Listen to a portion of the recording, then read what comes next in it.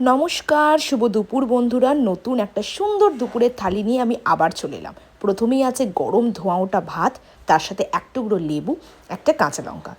ভাতের সাথে প্রথমেই রেখেছি এরকম করলা ভাজা, একটু তেঁতো না থাকলে হয়। তারপরে আছে ইলিশ মাছের মাথা দিয়ে চাল কুমড়োর ঘন্ট। বর্ষাকালে সিজন আর ইলিশ মাছের রেসিপি থালিতে থাকবে না তা কখনো হতে পারে? এই চাল কুমড়ো ঘন্টর মধ্যে যখনই ইলিশ মাছের মাথাটা পড়ে জাস্ট খেতে জাস্ট ফাটাফাটি লাগে। তো কারা কারা এই রেসিপিটা চাও আমাকে কমেন্ট করে জানাবে।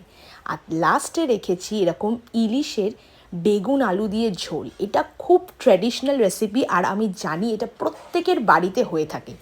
আমার মনে হয় সর্ষে ইলিশের থেকে এই বেগুন আলু দিয়ে ঝোলটা কিন্তু খেতে অসাধারণ লাগে। এটা খুব সাধারণ একটা রেসিপি, কিন্তু খেতে অমৃত। তো কাদের বাড়িতে হয় অবশ্যই কিন্তু আমাকে কমেন্ট করে জানাবে। আর যদি রেসিপি লাগে সেটাও কিন্তু কমেন্ট করতে একদম ভুলবে না। আর লাস্টে রেখেছি এরকম আমের আচার, এটারও রেসিপি শেয়ার করা আছে, চেক আউট করতে ভুলবে না। তো বর্ষাকালের এইরকম দারুণ থালি কাদের কাদের পছন্দ হয়েছে অবশ্যই কিন্তু আমাকে কমেন্ট করে জানাবে।